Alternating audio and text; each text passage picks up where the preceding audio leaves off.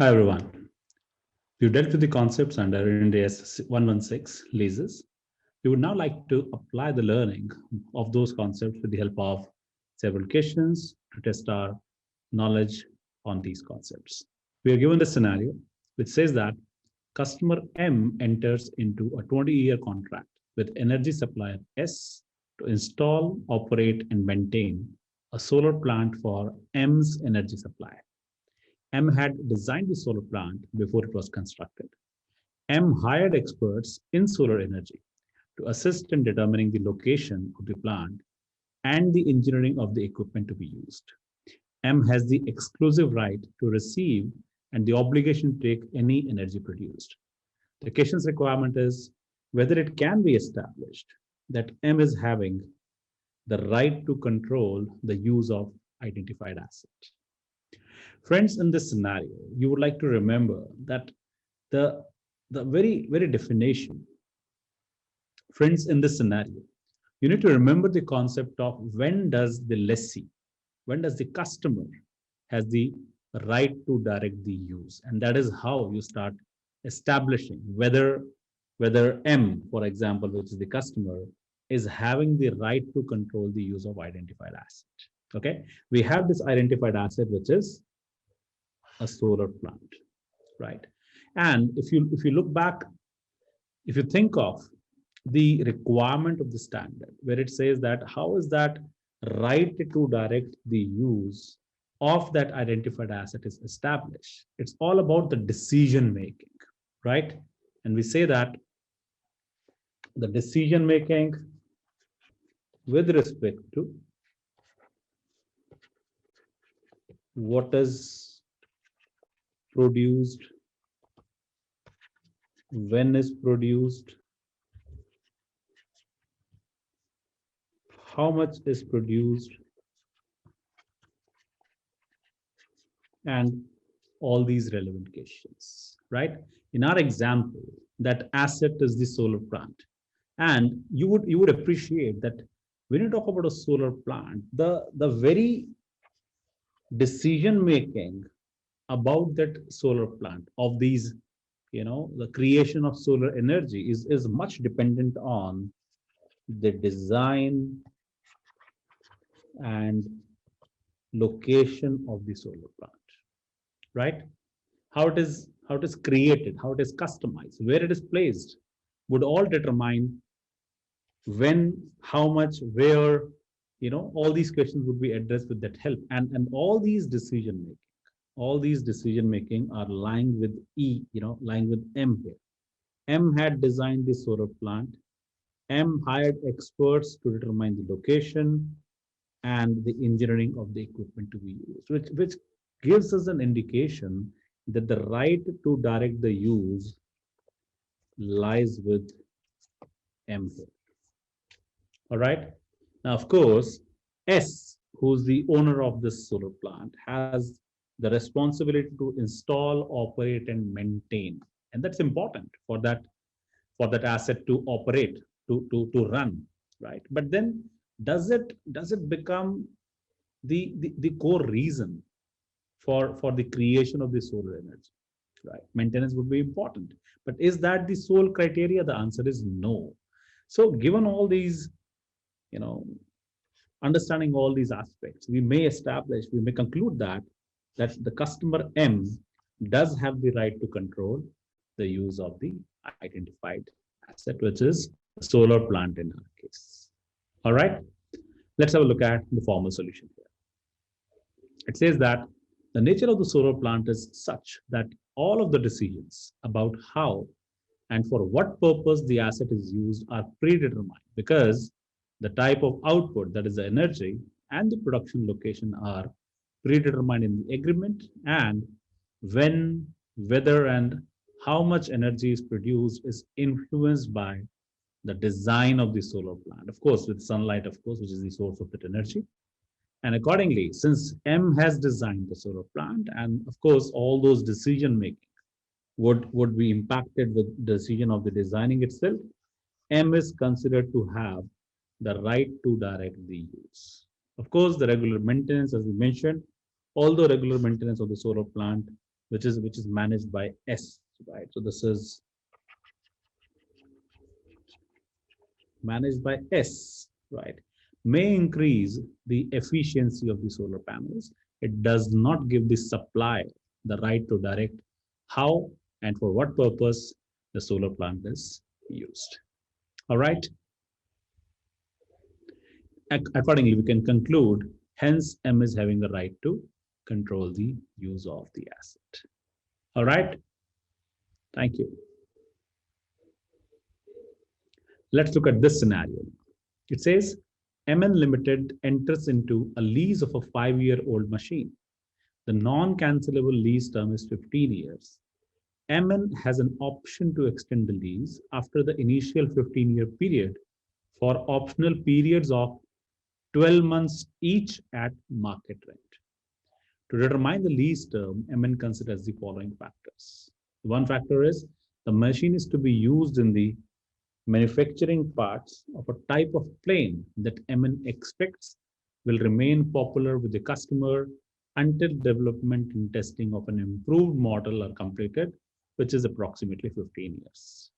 The cost to install the machine in MN's manufacturing facility is significant. The non-cancelable term of the facility itself ends in 19 years and it can be renewed for another 12 years. MN does not expect to be able to use the machine in its manufacturing process for other types of planes without significant modifications. And the total remaining life of the machine is 30 years. So let's mark this all here.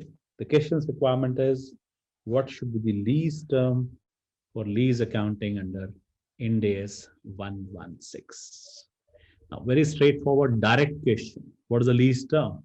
And if we were to define lease term, we say that it includes any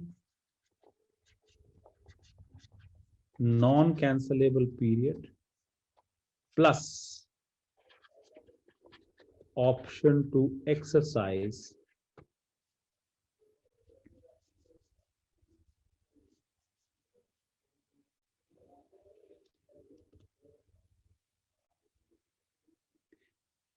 it includes the non-cancelable period plus option to extend the lease if reasonably certain, plus of course option not to cancel the lease if again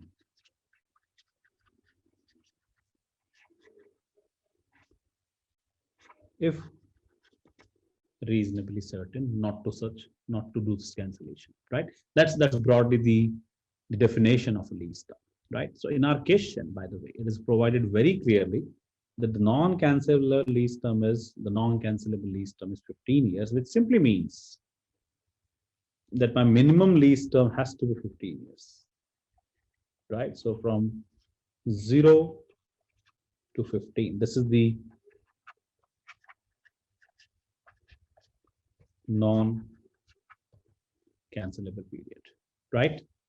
We go back to the question. It says that the first parameter, the machine is to be used in the manufacturing parts of a type of plane that MN expects will remain popular, and that would only be replaced by an improved model in 15 years from now, right? So this is aligned to, by the way, this 15 years. All right. Also importantly, we have provided that there's an option to extend the lease for periods of 12 months each at market rents, right? Now, market rent can be an important parameter, but that's not the exclusive parameter. For example, if in this case, MN expects that they would like to continue with the manufacturing of the same plane for a period beyond, they would be happy to pay the market rent as well, right? Had it been less than market rental, that would have been a clear indication of, or a more clearer information about, yes, there is a likelihood or there is a reasonable certainty that the option will be exercised. Okay, so we agree with this part that this could be an important parameter, but not the concluding parameter. Okay, so we are saying that if it's an optional period of 12 months, we may say it could be 16, it could be 17, it could be 18, it could be 19, and so on and so forth. Let's look at it. What is that period ending also, right? It says that the cost to install the machine in MN's manufacturing facility is significant. Now, what does it imply? It implies that it would be difficult for MN to replace this machine. Okay, it would be not desirable for MN to just go and procure another machine. So even if this machine is available at market rent, they might want to continue, because if a replacement machine or another machine is available as a replacement at a less than market rental, MN may decide not to take that on lease because the costs of installation themselves are significant. Okay. It also says the non-cancelable term of MN's manufacturing facility ends in 19 years. Now, they have an option to renew that for another 12 years, but then we are now arguing that my lease period can be even up to 19, or it might go even up to the next 12 years, which makes it 31. Okay. Again, it says that MN does not expect to be able to use the machine for other types of planes without significant modifications. Now, what does it imply? It simply implies that if MN decides to continue with the use of this machine, it is dedicatedly meant for that type of the plane, nothing else. Okay. For that matter, if I look at this aspect of 30 years, it simply suggests to me that the maximum period of lease can only be 30 years, because after 30 years are completed, you don't have any other use of the machine. The economic life of the machine itself would get over, right? So what we can probably say here is that the minimum lease period has to be 15, and it can be up to 30 and not, of course, 31. All right. But what is to be importantly understood is this parameter. It says that MN does not expect to be able to use the machine for any other type of plane without significant modification, and the category of plane which is being manufactured by using this machine has a life, or has, let's say, an acceptability of 15 years only, after which improved models are expected to come. So whatever is the category of planes that you're making today, they have a life of 15 years only, right? Which means that after 15 years, it would not be worthwhile to continue with the use of the machine. Okay. So when I look at my entire timeline, we know that 15 years is the non-cancelable period, and where I have an option to extend. The simple question is, will I extend? Well, the answer is no, because after 15 years, that machine again becomes useless, which means that it is reasonably certain